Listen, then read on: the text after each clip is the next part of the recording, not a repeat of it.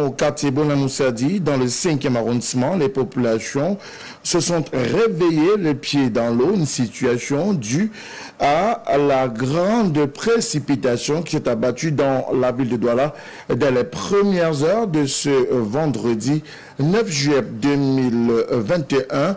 Évocation des dégâts dans cette édition de l'information. Et puis dans le secteur du transport à Yaoundé, ce sont les transporteurs qui sont montés au créneau pour dénoncer une grève dans le secteur d'activité le 12 juillet 2021 prochain. Aucun mouvement d'humeur du secteur de transport n'aura cours à travers le triangle national. Les transporteurs vaqueront à leurs occupations. Une conférence de presse irrélative a été donnée dans la capitale politique du Cameroun, Yaoundé.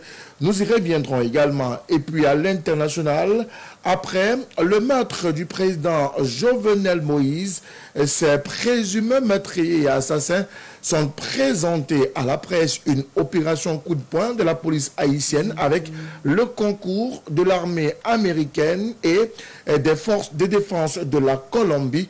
On annonce également des suspects dans l'entourage de l'ancien président d'Haïti. Au-delà de cela, les deux hommes forts se bagarrent la gestion de Haïti depuis le décès de Jovenel Moïse.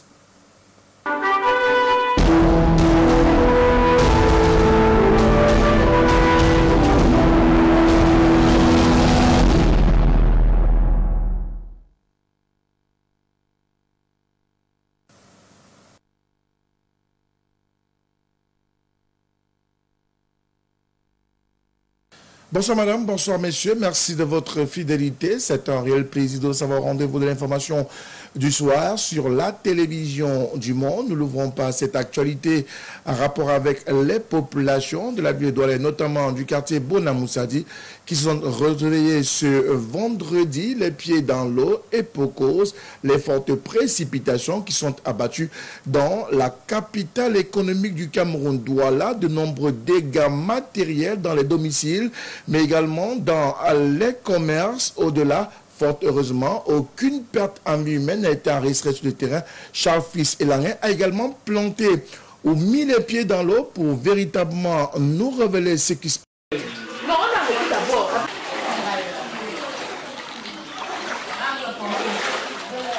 Les habitants de cette cité ont fait un réveil les pieds dans l'eau et les dégâts visibles ici sont on ne peut plus illustratifs. Cette inondation inédite dans cette cité est la cause de ce mur qui n'a pas supporté la pression des eaux à la recherche d'une voie à défaut d'un drain, ici imploré par les riverains depuis plus d'une dizaine d'années. Pas normal que les drains, on a creusé les drains partout dans Douala, mais ici là, à Bonamoussadi, on ne creuse pas les drains. Regardez, les petits enfants de 5 jours et 2 mois, ils sont passés par le trou à cause du drain. C'est quoi comme ça? On a creusé le drain dans toute la ville de Douala, sauf ici. On vient faire de négocier, de corrompre, et que le drain n'est jamais passé. Alors les eaux qui doivent passer dans le drain se reversent dans les domiciles. Alors nous n'avons jamais eu ce problème, vraiment, depuis qu'on n'a jamais eu ça. Alors ce qui s'est aggravé, c'est le voisin qui est venu casser en pleine saison pluvieuse parce qu'il veut reconstruire. Il n'a pas reconstruit à l'instant. C'est-à-dire que les eaux qui ne supportent pas des drains absents déjà reviennent comme ça et passent directement. Il n'y a pas de mur qui est cassé. C'est la pression des eaux qui viennent de P14, de l'Orbe. Tout ça passe là. Oh, sans le drain, les eaux vont aller, les eaux vont chercher leur passage. Tout cet incident part aussi du drain, c'est ce drain qui dure depuis plus de 15 ans. Nous avons marché à la communauté urbaine fatiguée, tenu des réunions avec l'ancien délégué qui est parti, Tonin, qui est parti sans solution, parce qu'à chaque fois, il est trouvé que le site où le drain devait passer était en contentieux. On a guidé le contentieux, on a donné raison aux gens du quartier, mais jusque-là, ceux qui étaient un peu plus forts ont toujours pris le dessus. Donc vraiment, voilà, M. Mbakadi qui est aussi venu. Nous lui avons fait part par une requête. Mais nous sommes vraiment désolés que depuis 1 an, il nous dit d'attendre, il nous dit d'attendre. Construction anarchique, voilà une expression qui revient et qui semble bien porter l'identité des Doualais, victimes de leur propre turpitude. Les autorités de la ville semblent une fois de plus interpeller au premier chef en espérant une mesure urgente qui pourrait nous éloigner de ces sinistres qui font très souvent leur retour avec la saison des pluies. Pas de grève dans le secteur des transports au Cameroun pour le 12 juillet 2021 prochain. L'annonce a été faite par les transporteurs réunis à Yaoundé. C'était au cours d'une conférence de presse, conférence au cours de laquelle ces derniers dénoncent précisément l'appel lancé par d'autres acteurs de ce secteur d'activité. Au-delà de cela, et ils rassurent de ce que les opérations de transport auront cours le 12 juillet et même dans les jours à venir sur l'ensemble du triangle national. En Brice Ngomo pour les détails. Voilà un tract où vous avez la peine de reconnaître qui a le signataire. Un tract qui appelle à une mobilisation pour une grève générale le lundi 12 juillet 2021. Au Cameroun. Dénoncé ici par la commission tripartite d'assurance TPV. Quand c'est ainsi, comment les syndicalistes peuvent s'affirmer dans un pays quand des personnes des intrus se mettent, n'est-ce pas, à mobiliser toute l'opinion nationale et l'opinion internationale pour des choses qui n'existent pas? Les motifs qui justifient ce mouvement d'humeur de certains syndicalistes des transporteurs sont nombreux. On s'engage maintenant à mettre sur écrit ce que vous avez dit. Maintenant, ce qu'ils disent aux autres sur le terrain, on a doublé le prix d'assurance. Qu'en est-il du prix d'assurance? L'arrêté 94 est clair. 3 mois d'assurance, c'est 86 358 francs. Ils nous ont dit aussi que le secteur périurbain rural n'est pas pris en compte. Voici le document qu'on a lancé, l'appel d'offres. Un cabinet français a souscrit. Les murmures observés en ce moment dans le secteur des transports font suite à la mise en place de l'opération de digitalisation de l'assurance qui détruit la fraude et le faux. Voilà le nœud du problème. Pourquoi les courtiers s'y mêlent? Quand vous avez un véhicule, vous allez payer l'assurance. On vous prend 35 000. Mais on vous donne un reçu de 65 000. Mais ils déclarent à leur compagnie que c'est la moto. Ces agitations, à en croire les membres de la commission tripartite assurance, syndicat des transports, administration, sont orchestrées par des intermédiaires des compagnies d'assurance, aidés par certains syndicalistes. Ils ont dit encore, on n'assure pas les motos taxis. C'est regrettable. Vous allez, pour assurer un véhicule, il faut qu'il soit identifiable, non? Et demande le fonds de garantie automobile. Pour que ce fonds soit mis sur pied, il faut l'apport du gouvernement et l'apport de l'assuré. Au vu de ces déclarations, l'annonce fausse d'augmentation de la prime d'assurance taxi est animée des guerres d'intérêts, que ce soit des syndicalistes en colère ou des intermédiaires d'assurance de type agent général. Nous faisons un travail pour lutter contre la non-assurance, contre la sous-tarification. Nous faisons un travail pour que désormais les assurances soient assainies. Et aujourd'hui, les assurances sont assainies parce qu'à partir de son téléphone portable, on peut savoir si on a une bonne assurance ou non. Maintenant, tous ceux qui ont dit qu'il se peut qu'il y aurait des remous sociaux dès lundi, c'est des personnes d'ailleurs que nous ne connaissons pas, ni d'Adam ni d'Ève. Et nous disons, les Camerounais doivent rester sereins et vaquer à leurs occupations lundi, car il n'y a pas de grève. Autant dire donc que le problème est loin d'être résolu, d'autant que le secteur du transport semble bien divisé entre les syndicalistes qui se sentent pourvus de leur assurance et ceux qui refusent, pour une raison ou une autre, de s'y soumettre. Évaluation du budget d'investissement public dans le département du Vouri. Les maires, les chefs des exécutifs communaux, les acteurs du développement et les autorités administratives étaient sur la même table. Question est d'évaluer la mise en œuvre et surtout l'exécution des projets BIP dans le département du Vouri pour les 6 premiers mois de l'année 2021. Patrick Goignon et Patrice Foucault. La gestion des compétences par les collectivités territoriales décentralisées était au cœur des échanges ce jour dans les locaux du prophète du Vouri. Benjamin Boutou a convié les magistrats municipaux du Vouri à une réunion d'évaluation à mi-parcours du budget d'investissement public. Il faut qu'on s'asseye et on se dise, comme vous avez vu tout à l'heure, des choses, pour qu'on ait une fluidité dans l'exécution de nos missions. Vous avez suivi tout à l'heure qu'il y a certaines insuffisances qui se traduisent aujourd'hui par certaines dispositions législatives. Mais c'est la loi, on l'exécute, on l'applique. Heureusement, il y a des choses qu'on peut rattraper dans les textes d'application de la loi. Parce que une ville comme Douala, aujourd'hui on ne parle pas de la déconcentration, c'est la décentralisation. Pour une bonne ville, pour une bonne gestion d'une ville comme Douala, on a 6 communes qui sont comme des villes. Les différents acteurs du processus de décentralisation ont à cœur de trouver des solutions afin de réaliser les différents budgets programmes. Nous avons donc pris cette initiative d'échanger dans le cadre du comité de suivi et d'évaluation des compétences et des ressources transférées par l'État aux collectivités. Les insuffisances sont celles que vous avez suivies tout à l'heure dans la salle. Et là, elles concernent aussi bien les collectivités qui manquent parfois de volonté. Elles peuvent aussi concerner les services déconcentrés de l'État qui parfois, pas toujours, parfois n'assurent pas leur mission d'accompagnement au service des collectivités. Toujours est-il que tous les acteurs ont donc voulu s'asseoir ce matin, les collectivités et les services déconcentrés de l'État, pour voir ce qui ne va pas. À 45% du taux d'exécution, le préfet du Vouri semble optimiste. Le taux d'exécution, on a parlé de 45% déjà. Et le MINEPAC nous a donné une bonne information. 45% à l'heure actuelle. C'est pour ça que vous me voyez optimiste quant à l'atteinte de 90%. Moi, je crois même que peut-être on va atteindre 100%. Parce que comme les marchés sont déjà tous passés, ça veut dire qu'on ne suivra que l'exécution maintenant. Parce que s'il y avait un marché qui n'était pas passé, alors là, j'allais me demander, mais pourquoi la commission n'a pas travaillé, ou alors pourquoi le maître d'ouvrage, ou alors le maître d'ouvrage délégué n'a pas encore attribué le marché. Mais là, tous les marchés sont attribués, et je crois que nous allons tout simplement suivre l'exécution de ces projets-là. Les 3 mairies qui traînent encore la patte sont appelées à rejoindre le peloton afin de mener à bien leur budget programme.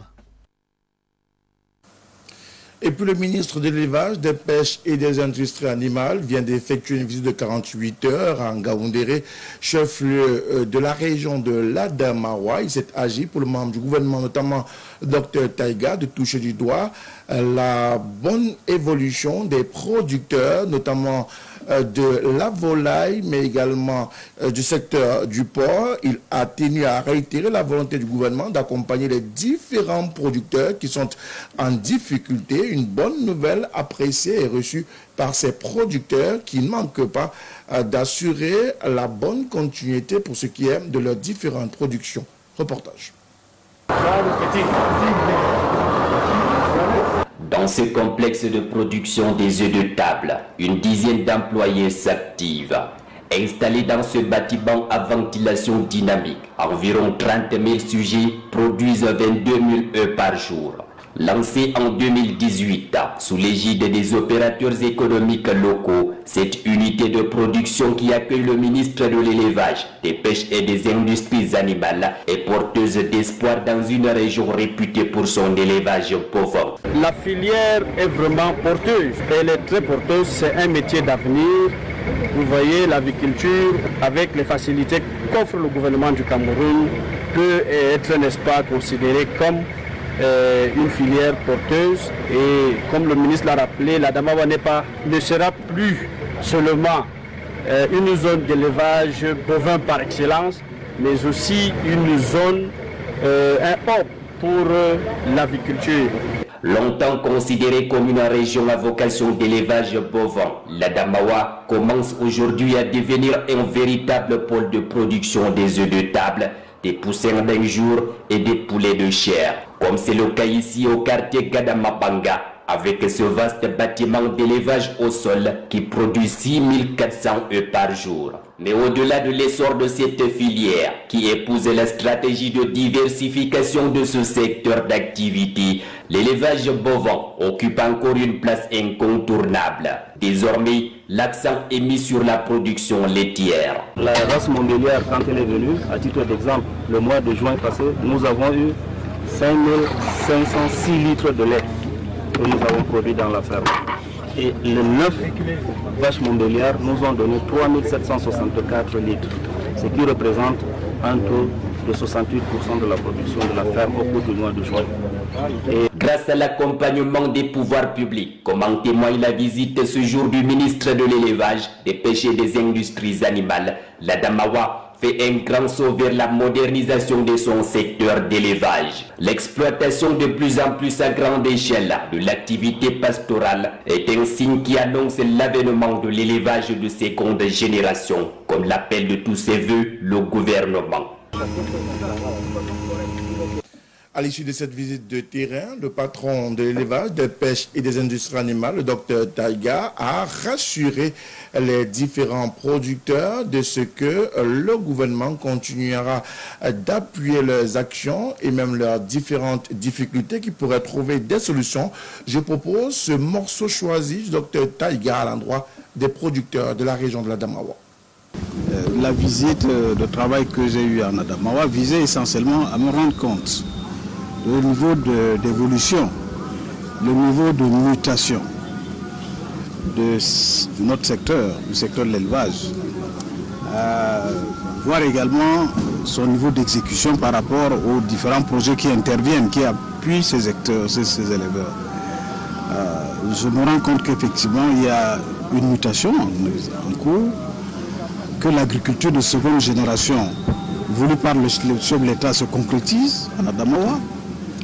Le deuxième constat, c'est que l'Adamawa, qui était considéré comme le berceau du bovin, s'affirme de plus en plus comme dans l'avenir en matière d'augmentation de la capacité nationale à produire de la volaille et des produits aviaires. Le troisième constat, qui est un constat général, c'est que le secteur vétérinaire également est présent, notamment en amélioration de services. Il y a beaucoup de cliniques vétérinaires qui se sont installées, des jeunes se sont installés et ils améliorent les services, et ceci sous le concours du projet de développement de l'élevage.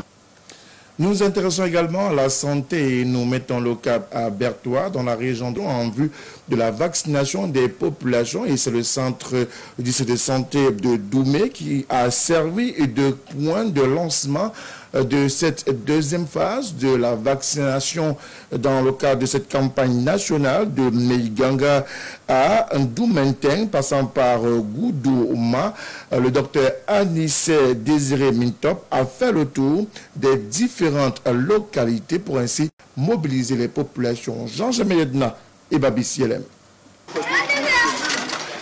Au village Menyangwa, dans le district de santé de Doumé, département du Oignon, et aux populations locales, jusqu'ici très hostiles à la vaccination contre le Covid-19, l'importance du vaccin pour une immunité collective à travers la sensibilisation et des échanges avec les plus sceptiques et ramener ces derniers à la raison, d'où l'adhésion massive et volontaire à la vaccination. J'ai accepté de prendre le vaccin aujourd'hui parce que il y a un environnement mondial qui fait que la Covid-19 fait beaucoup de victimes et sur le plan même économique, il y a beaucoup de retombées au niveau des villages où je suis actuellement.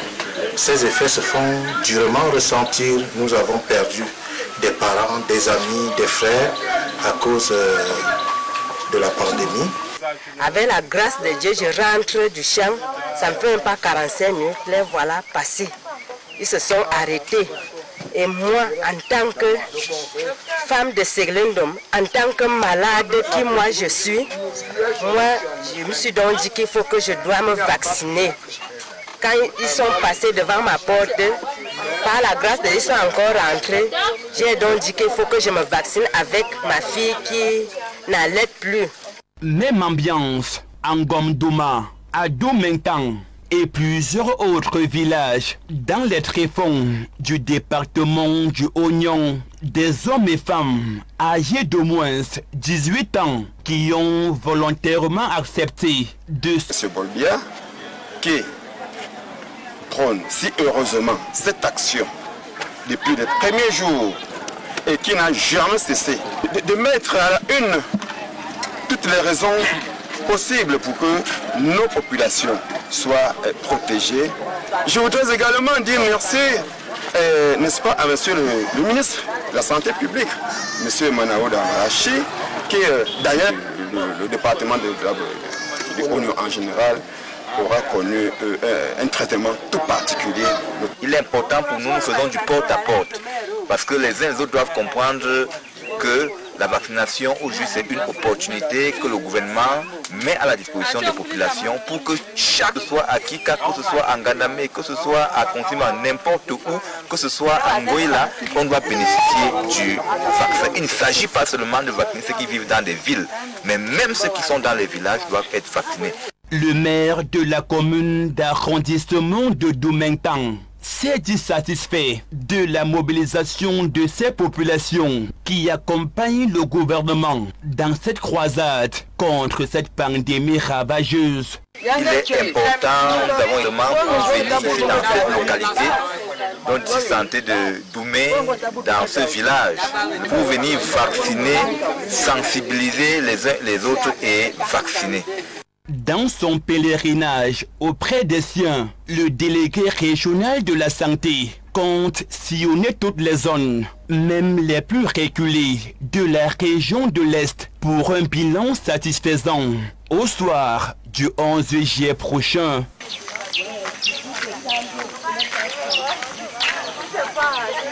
Si dans le district de Doumé, l'on invite les populations à travers la sensibilisation à se faire vacciner à Nkonsamba, chef du département du Mongo, les autorités également appellent les populations en âge, soit plus de 18 ans, à recevoir soit la première dose de vaccination ou tout simplement la deuxième pour faire face au Covid-19. La dite campagne court du mercredi 7 juillet jusqu'au dimanche 11 juillet 2021 prochain. Jean Médena, Château-Vallon et Nkonsamba.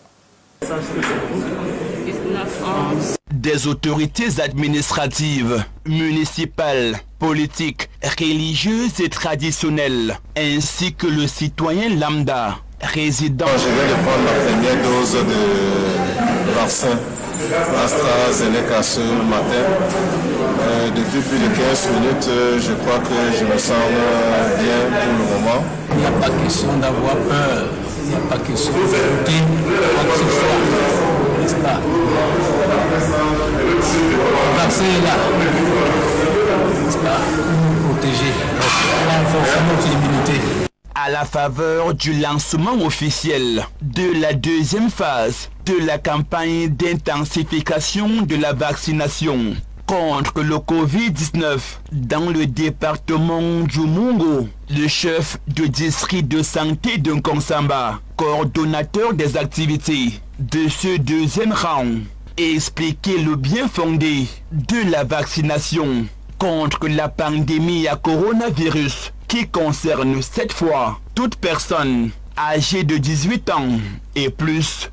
Cette phase-là concerne tout avec des comorbidités, mais aujourd'hui, c'est tous les Camerounais qui ont plus de 18 ans. Cette extension de la vaccination va dans une des premières mesures, une des voiles essentielles de la mesure pour lutter contre la Covid. Je vais tout simplement dire que, tel que le docteur directeur de l'hôpital régional a expliqué la procédure scientifique tout à l'heure, c'est tout à fait normal qu'on prenne cette dose de vaccin. Je peux tout simplement donner comme conseil à ceux qui n'ont pas. Et si le vaccin est là, après toutes les discussions, toutes les informations qui ont été données, nous savons à peu près de quoi il s'agit. Et je crois qu'il ne faut pas avoir peur, il faut prendre son vaccin. Des équipes au total, 8, dont celle de la sensibilisation. Mais il est question de faire vacciner tous les Camerounais de plus de 18 ans. Et si je vous dis combien ils sont, je sais que je me trompe déjà. Les doses sont disponibles. Les doses vaccins sont disponibilisées par le gouvernement du Cameroun à travers l'initiative COVAX, auquel le gouvernement s'inscrit. Il faut dire que c'est à travers cette initiative que le Cameroun a pu acquérir des vaccins. Une décision réalisable, et c'est ce que notre chef d'État a pris comme décision. Il a relayé à son premier ministre et à son ministre de la Santé.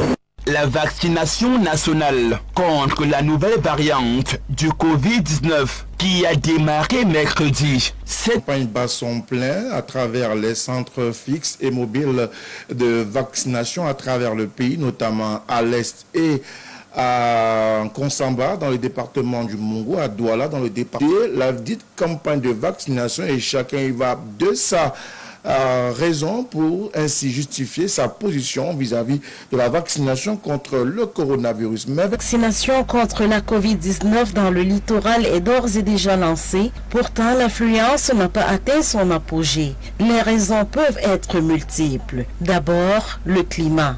Il est important de rappeler qu'il y a eu une forte attente au Centre international de vaccination. Mais il faut dire que les autres centres de vaccination accrédités dans l'ensemble des formations sanitaires, ces centres reçoivent régulièrement des personnes dans certains districts. Je pense bien, c'est pour la raison que je venais d'évoquer, à cause des intempéries. Mais la principale raison est la source de l'information, mieux de la bonne information. Il faut dire que cette réticence était beaucoup plus accentuée au début même de la campagne, lors du premier tour.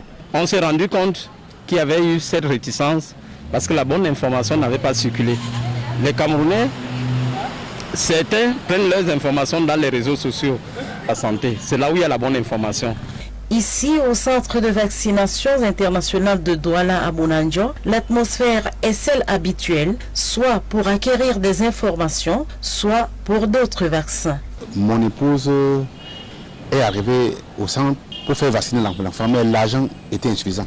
Elle est arrivée ici pour vacciner l'enfant contre la rage, parce que le chien l'a mordu hier. Pourtant, les dispositions sont... Mais aussi en communauté. Donc il y a les équipes qui sont en train de sillonner les communautés pour organiser les séances de vaccination dans les lieux de rassemblement. Les défilisateurs étaient au travail depuis 48 heures.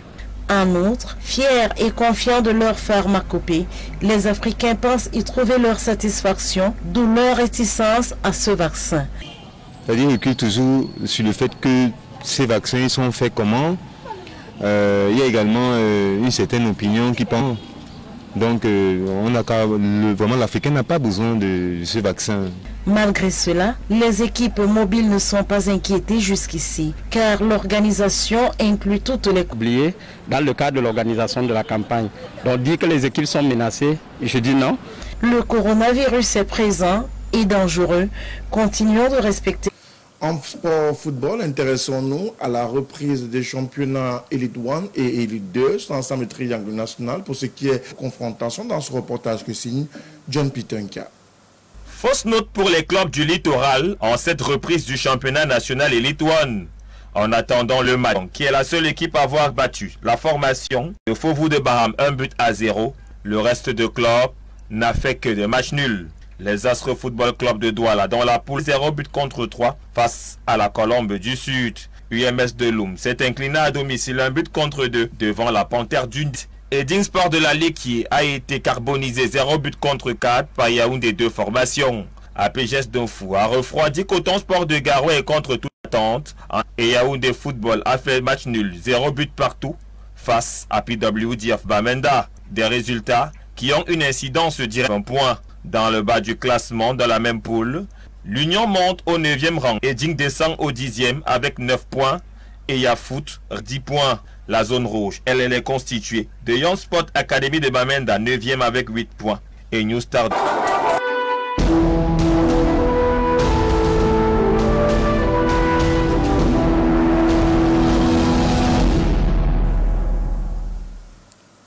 À l'international Haïti, les premiers résultats de l'enquête ouverte au lendemain de l'assassinat du président Jovenel Moïse rendent leur verdict, il faut le dire.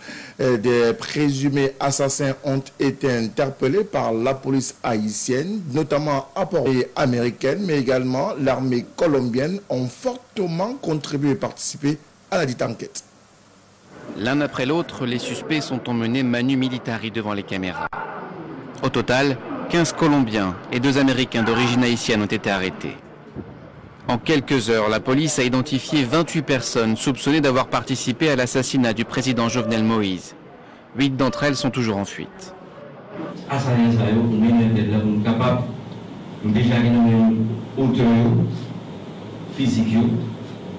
Et nous sommes à la recherche des auteurs intellectuels. C'est job la police là pour le remettre à la justice pour que la famille résidentielle la paye à la justice. Haïti bénéficie du soutien d'Interpol pour mener l'enquête. Les États-Unis aussi ont promis d'apporter une aide logistique. Les investigations vont jusqu'à Bogota, où plusieurs membres du commando ont été identifiés. Inicialmente, la información señala que son ciudadanos colombianos, miembros retirados del Ejército Nacional. 2 jours après l'assassinat du président, la colère ne faiblit pas en Haïti. Près de Port-au-Prince, des centaines de personnes ont manifesté devant le commissariat où sont détenus les suspects. Ce policier tente de calmer les esprits, sans succès. Jeudi, les principaux commerces de la capitale sont restés fermés, tout comme l'aéroport censé rouvrir dans quelques heures. Ce sont des étrangers qui déplacés dans l'autre pays, qui rentrent dans le pays, qui viennent faire ça, qui le crime ça. Donc nous-mêmes, Haïtiens, nous consternons, nous pas d'accord. Certains dénoncent aussi une possible complicité interne. Le parquet, qui dit s'interroger sur l'apparente passivité des agents de la sécurité du président pendant l'attaque, a convoqué leurs plus hauts gradés. Madame, Monsieur, voilà l'essentiel de l'information sur la télévision du monde pour cette édition du vendredi 9 juillet 2021. Merci de l'avoir suivi. Restez en compagnie de programmes qui se poursuivent. C'est un début de week-end. Bon week-end à toutes et à tous. Surtout, restez sur les programmes de la télévision du monde. 308 sur Bouquet Canal 7. Bonsoir à toutes et à tous.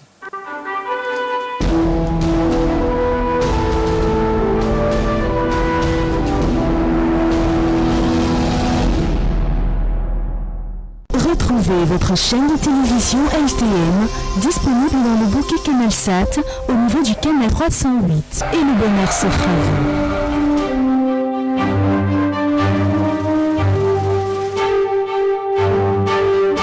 LTM, la télévision du monde inspirée par vous.